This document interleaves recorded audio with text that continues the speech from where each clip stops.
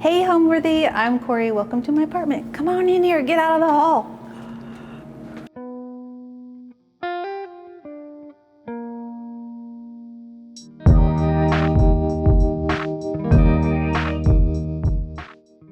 You're watching Homeworthy, where we believe every home has a story. Hi, I'm Corrie Beth Hogg, and I'm an artist, and we are in my apartment in Lefferts Gardens, Brooklyn. I knew I wanted to be near Prospect Park, which is about 10 minutes that way. So we were driving around the neighborhood and we saw a realtor sign on the side of a building, and I called. And yeah, they showed me this place. And there used to be a gigantic mirror on this wall. When I walked in, like one of those 1980s crackly deals. But I took it down. I believe I have been here about 13 years. So the process of the apartment has taken about that long.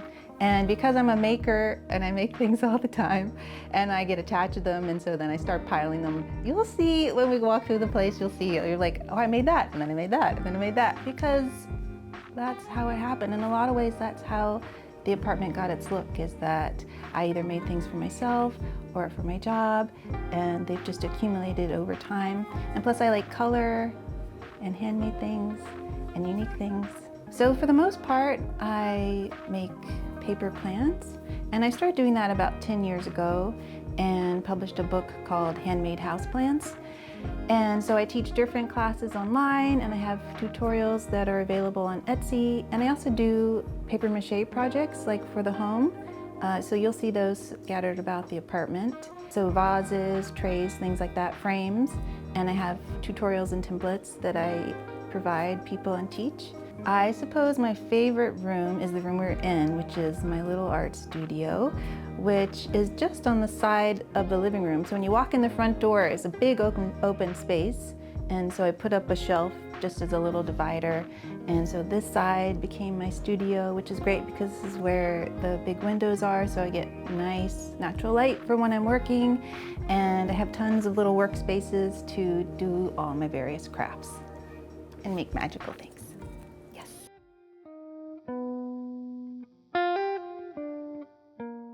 We are currently in the living room, and behind me is the front door, the entryway.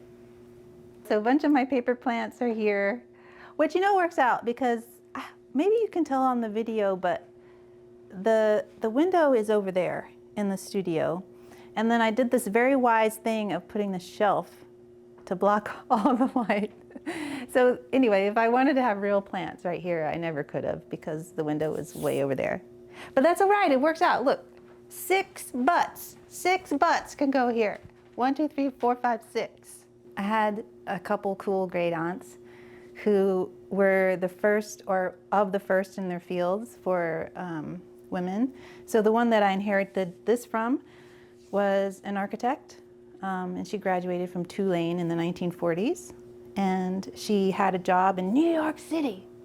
And so she brought this couch, or she got this couch here in the 50s, and I inherited it. So it came to New York, and then it went back to Mississippi. I'm from Mississippi, and then it came back again. That's where that couch came from. That one is also mid-century, but I think more like 70s, whereas this is, more like 50s. That one came from Craigslist. Oh, and this was my aunt's marble table too, from her big New York City job as an architect in the 1950s. When the door just opens to your living room, what do? Oh, so you just put a little tiny furniture, and you put all your keys and your umbrellas and your hats and stuff in there. And then here I have, oh, that's Ryan. These are portraits that I made of the two of us sometime, I don't know, 2 years ago maybe. And what happened was I went to the Metropolitan Museum of Art, and they had these portraits in their European painting wing, and I just became enamored with how they were done. These are very poor, I wasn't able to skill-wise do what they did, but sentimentality-wise, you know what I mean? The portrait at the Met had this nice green color. So I just assigned myself. Sometimes art projects, I just assign myself what I wanted to. So in this case, I decided, I need 2 portraits of me and Ryan for the time when we live in a grand castle and we need like portraits above a great big fireplace. But that didn't happen yet, so now they're just here by the door. And so the green is inspired by the Netherlandish work, and then the 2 frames are also inspired by 2 different frames that are at the Met, a little bit earlier than the paintings. They're made of cardboard and paper mache. So that was fun. And this is a paper mache tray that I made for the keys and the mask, and a begonia, paper begonia. On this wall is a collection of stuff. A lot of it I did, but that's because I'm a hoarder of crafts supplies and of my own crafts. So these, of course, are collages that I've been working on this year. And Ryan put them in these nice frames because he's a picture framer. And this collage I did a few years ago, and it's basically like paper scraps from my paper art projects, and then also fabric scraps from when I was making my pants, because I had a period there where I made like 20 different pairs of pants. So there was a lot of fabric scraps. Oh, so if you ever like, oh man, I need a big piece of artwork for over my couch, may I suggest scraps and little tiny rectangles. Just copy this. People comment on this all the time, and I swear I did this in like 2 hours, and you can too. And the other stuff here is some various prints from books. That great big flea market that happens in Atlanta every 3rd Saturday or whatever it was. One time I went there and I bought a bunch of prints out of books, so that's what some of this stuff is. And this, which is slightly hidden, is a print, and I have a couple others in different rooms, is a woodcut by Martin Mazzora, and he did these like country crooner couples. This is Dolly Parton and Porter Wagoner. Now, God bless Dolly Parton. Even though that's not, the likeness is a little, she looks a little wonky, but we love her. We love her so much. And of course, everybody knows that she wrote I Will Always Love You for Porter Wagoner, so that's who that is. That's one of Ryan's paintings, my partner. There's a few around the apartment, but he has a studio in Red Hook.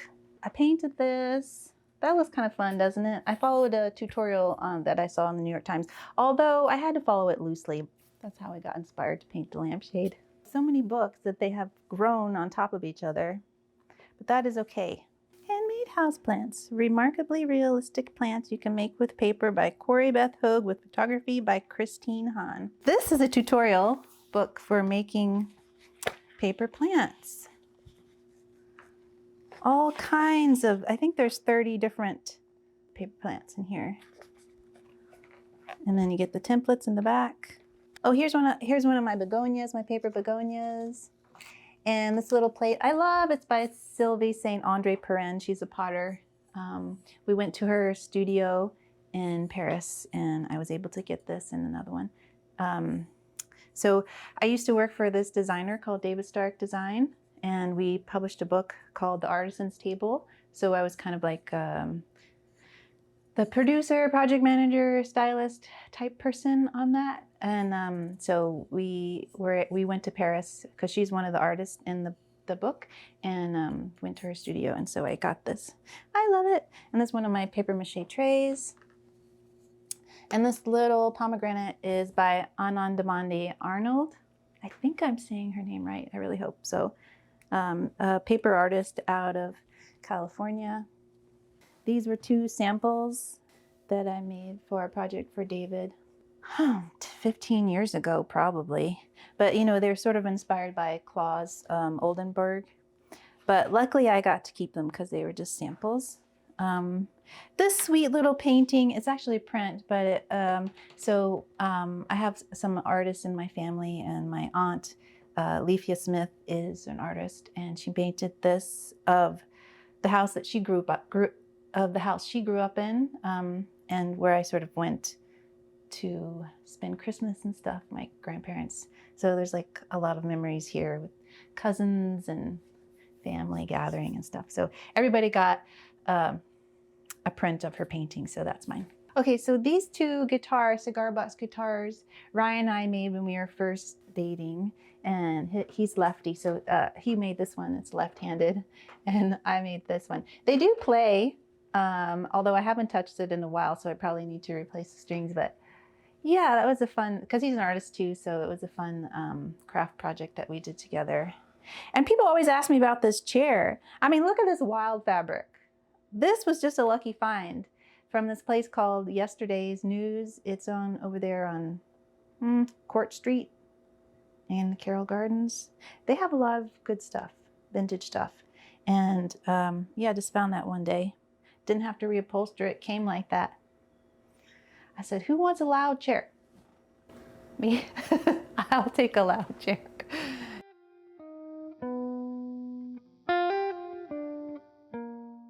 We're in the kitchen now / dining room. We traveled very far to get here. No. Okay, so this table I made. It is not fancy, but I did make it because this room is kind of narrow, right? I'm feeling lucky that even though this building is like 1952, I think, that it is a little bit open floor plan and that the kitchen, you know, there's not like the kitchen is not closed off, but it just meant that this room is a little bit narrow. So I debated a round table, and then ultimately I landed on this long, narrow table, which kind of doesn't exist, this being this narrow, because this is even less than 3 feet wide. So I just made it. What happened was I got 3 planks of wood, and then the legs are made with, I drew them in Illustrator, and then I sent them to a CNC guy who cut them. And yeah, so then I painted it this, you know, sort of Eve's Kind blue, which is nice blue, and I painted one of my favorite paper plants that I like to make, which is the Rex begonia. And these are just Target chairs. Oh, and this rug is something that I inherited from my great aunts that I were talking about earlier, because they have good taste. And oh, this is a little sconce that I made with paper mache. Don't worry, it's a battery operated candle. Don't worry, I wouldn't do that to you. I just got a bee in my bonnet that said, make a giant asparagus, and so that's what I did. You know, there's some artists, like I mentioned before, like Klaus Oldenburg, that does make these oversized things. Maybe I was inspired by that, but also it was like the pandemic, and I was like assigning myself projects left and right to like stay busy while I was staying home all the time. So yeah, this is just a tube, like a mailing tube, and then the bottom where it gets wider is an oatmeal container. You know, Quaker oats, when they come in those tubs that are like that. So that's down there. And then these little parts of the asparagus are just cardboard. Paint, of course. Oh, paper mache plates that I made. That one is Ryan's initials and my initials and the year that we met. But those are just cardboard and paper mache. And this was another project sample that I made for David a million years ago. There was a trend going on there for a while, or his interest was, but this one was crochet.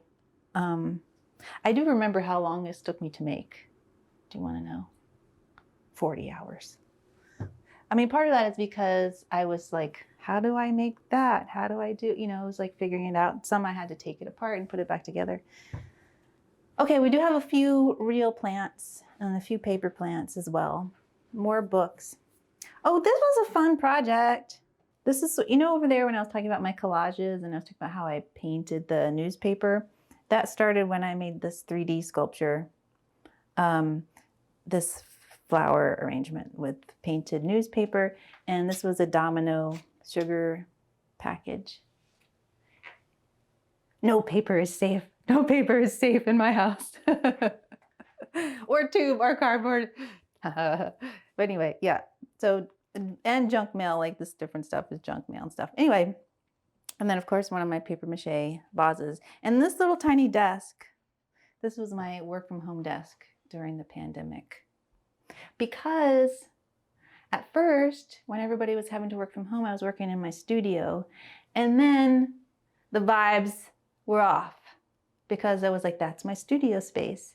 And my desk had become my work desk. And so I just went on the interwebs and I bought myself this tiny little desk, and then this became the work from home spot. But it works out because occasionally we call this little corner the library.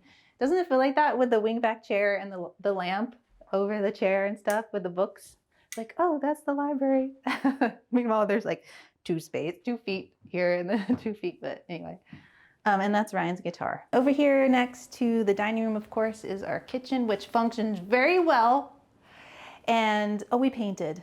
You know, like we had the landlord special on these, so we did paint them. Over there are a couple more of those woodcuts that I was talking about earlier. This is another one of my pandemic projects. It was a Corrie, assign yourself more projects. So I made these crocheted eggs. And of course they got framed because Ryan is a framer. I mean, I know normal people don't do this, but that's what happened. And of course in the kitchen. I know they're green eggs, and everyone's like, where's the ham?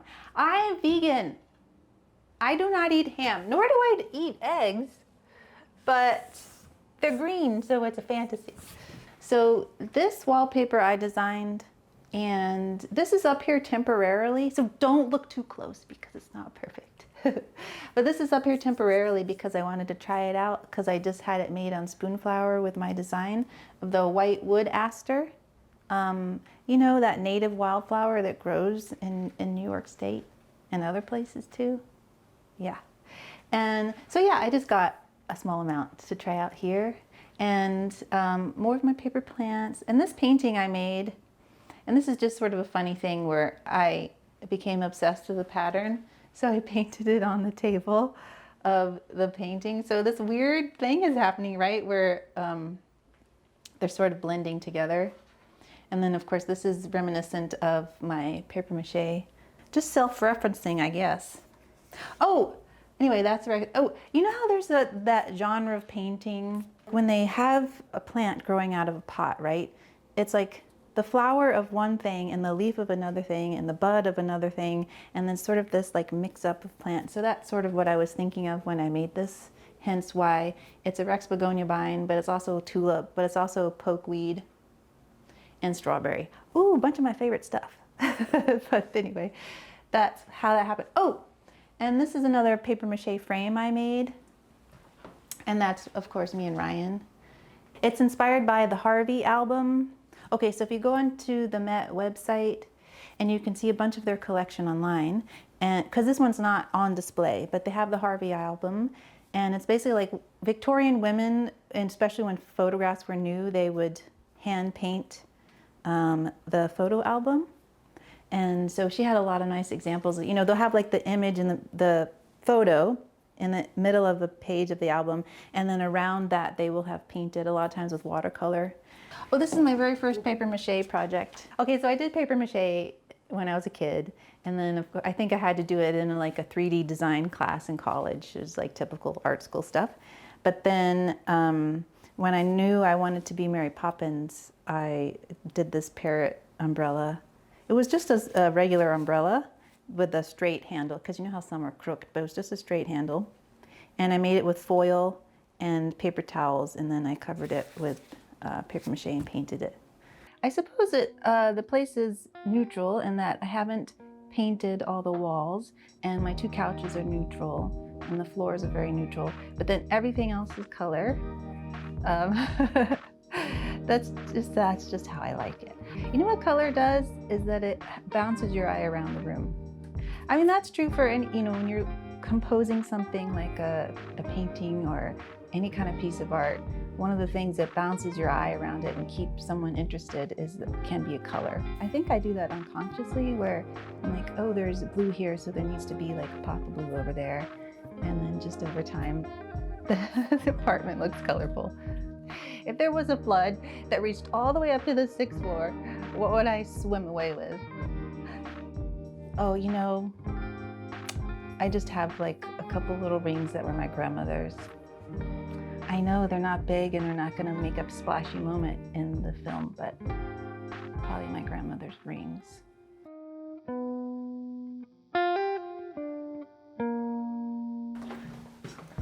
This is the bedroom. This This is where I sleep, and Ryan sleeps. More paper plants, and there's a little bit less color in here because I thought, oh, let's try it and like not have a clown car in the bedroom. So yeah, there's like more neutrals in here. And oh, here's some of that field maple that we were working on in the studio. I put it in here. One of my paper mache trays. Here's my grandmother's ring. Isn't that cool? Like, I don't know anything about it. I don't know where she got it or if it has a story, but it just kind of has that like texture. Isn't that unique? Oh, I love it. You know, she was an artist too. Maybe she was just attracted to something that was a bit unusual. So, I don't know. She was tall. The women of my mom's side of the family were tall. I don't know what happened. I didn't get it. But that's okay. Oh, so yeah, we made the furniture in here. It was another thing where I just designed the files on Adobe and I sent them to be cut CNC, and then we assembled them, those little side tables. And these little sconces are just cheapo Amazon ones, and I painted the scallops. And that little frame was another paper mache. And that's my sweet mom on a bicycle. Or she got a new bike, and so she took a picture. Bicycles are worth celebrating. We have to take photos when we get a new bicycle. Oh yeah, so the headboard is part of what we designed. It was just piece of plywood, birch plywood that was cut in that shape by the CNC person, humans. I want everybody to take a deep breath. Any paper mache that, okay, there's two paper mache lamps in this apartment. In both cases, they're built around a glass existing lamp, so that there's no chance of anything touching a hot bulb. And the bulb isn't hot anyway because it's LED. Anyway, so I got an inexpensive fixture from Amazon, and I had to take it apart a little bit to install my paper mache lampshade over it. So this little room divider is just canvas. Ryan helped me make it. I know you see like a room divider in a movie or something and someone is always like changing clothes behind it. No, you know what's behind there? My rowing machine and my yoga ball and my weight bench. Because who wants to look at that all the time? And if you don't have like a cozy basement where you put all your workout gear, then you put it behind a folding screen that you made with your boyfriend out of canvas and paint. That's what happened. I mean, probably if you spend a little time working on things, like there's nothing fancy about this apartment, right? It's a rent stabilized building. It's made out of brick. Even, you know, there's no like fantastic architecture or anything like that. But I made so much in here that I've just grown more attached to the space itself because there's like memories attached to everything. Oh, this is funny. This is, I hope there's nothing in there that you don't need to see. But that's just, these are just inexpensive Target shelves because I wanted something narrow here for storage. And then I just sewed this table skirt and put this hunk of wood on here. But really what's under there is just cheapo Target shelves. I did a little something that was little Looney Tunes in here. Did you pick up on it? Can you tell what I did? The bed is not in the center of the room. Because the lamp is there, right? So it sort of feels like the bed should be in the center. But I said to myself, where are you gonna do your jumping jacks? Over there. Because really it's kind of a long room, isn't it? For a relatively small New York City apartment. So I decided to put this here and center the bed on here and put the painting here and make this feel like the center. And then you sort of forget that the light is not actually in the center of the bed. But then that just gives me this little space over there to do my exercising.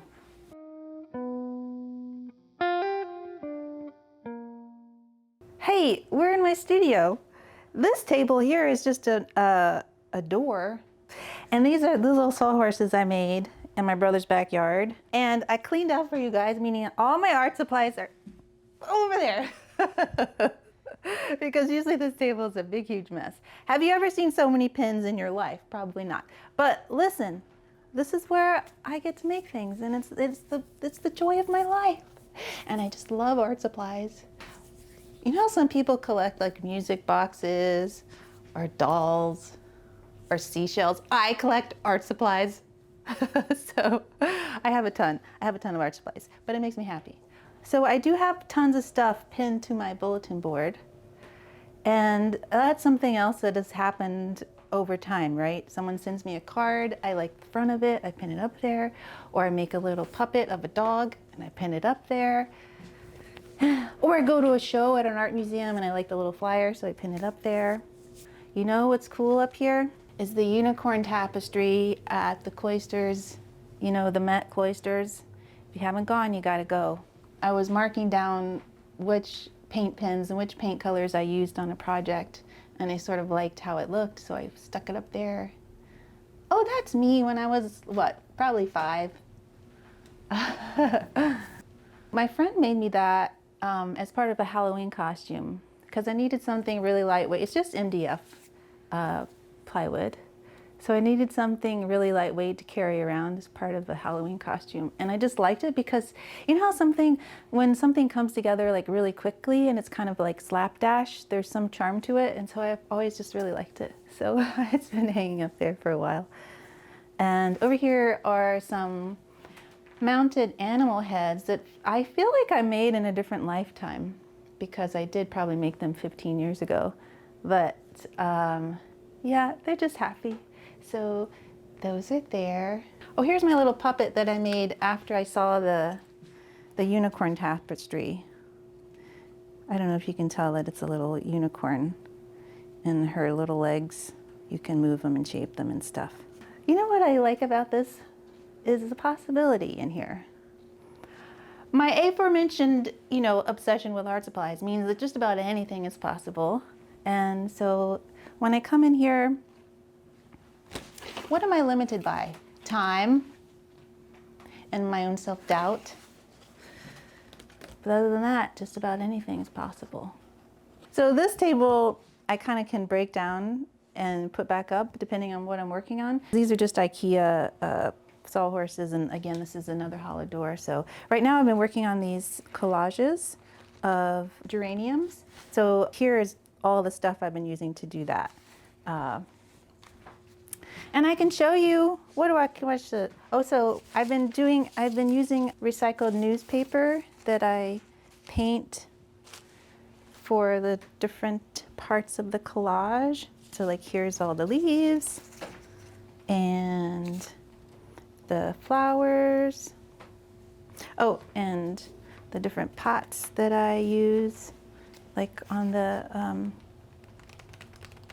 collage. It's a series, so they're all like variations on a theme. Like I stuck to a really narrow theme, which is actually a new thing for me, but I thought it sounded fun. You know, sort of to make the same thing, but like slight subtle changes to it, like 10 or 12 times. So that's what's going on here. You know, it has 3 main elements, right? It's the plant, it's the pot that it's in, and it's the table that it's on. Oh, and the background, which is all just recycled paper that I've painted. And then I build with the flowers being in different places and the subtle shades of the green leaves. This studio, a lot happens in here because this little space right here where the light comes in from the side is where I take, so my whole book was shot here. So if I'm taking a photograph for Instagram or making a video for TikTok or whatever, a lot of times I'm shooting right here. And I have these 2 little walls. This one is green right now and that one is pink. And they're just like, it's just my really low-tech filming studio. And they're just sheetrock that I slide on the floor on a bunch of old towels. Whatever gets the job done, let me tell you. So yeah, so then if I want something different, I'll paint them a different color. And they're just big enough for the, you know, the scale of the things that I make. Right here I was working on a field maple. Do you know a field maple? In the fall, you know how some trees turn red and some orange and some yellow? The field maple goes this sort of yellow chartreusey color. So this, I was trying to capture it in the fall. So yeah, what I like about field maple is I think they look kind of cartoony. Like all the edges are a little bit roundy Anyway, I think that's fun. Anyways, that's what's going on here. And then this is one of my paper mache shapes that I make. This is the first stage, which is cardboard. And I just cut it and assemble it like that. And then it gets covered in a couple layers of paper mache, right? Right. And then it gets primed and then painted. So that's that one, obviously. And because it's my business, I can paint them however I want. Some of these templates you can get on my Etsy. Corrie Beth Makes on Etsy. And this particular one, this shape, which is the same. Ooh, did you get the echo? Ooh. But anyway, this shape is part of my class with Creative Bug. So creativebug.com. You just search my name. So if you wanted to make this, there's like a video tutorial. And then you could paint yours however you want. Everything is labeled. It didn't start out that way. There's been years where it is a complete disaster. But earlier this summer, I cleaned. You're like, Corrie, you still have a lot of stuff. What happened? You didn't clean good enough. I know. But I admitted it, addicted to art supplies. So yeah, I have to have stuff for sewing because I like to sew. That's my sewing machine. And I have to have stuff for my paper. And I have to have stuff for making paintings. And I have to have my photography stuff. And I have printmaking stuff. Oh, you know what's good about these shelves? I put the wheels on them. So then I have stuff stored behind. And it's all just like make do. You know, I don't have a, you know, those like, I see these images online where someone has like, everything is white and the shelves are all perfect. That didn't happen. I don't know, that didn't happen for me. Over time, it was like, oh, I have more stuff. I guess I better buy another shelf to put all my stuff. But anyway, it's working. It's working for now. And this is just enough space for the stuff I need to do. And yeah, like I said, I can break this table down if I need more floor space, because for dancing. Home means safety, comfort, love, and where you can be yourself. And I hope everybody gets to have that, right? It doesn't have to be perfect. That's the other thing too. As someone who's, you know, I have visual language in my life, I make art, I've had design jobs, you know, my place in some respects might look like I've put some attention on it, but more important than how it looks is that I feel safe and like I could be myself here. So I hope that for you too. And plus my partner's here, Ryan is here, and we have a really sweet relationship, and he's a very kind man, and so I just feel really grateful that I get to share my life with him here. Thanks for watching. Be sure to go to homeworthy.com for exclusive content, shopping guides, and so much more.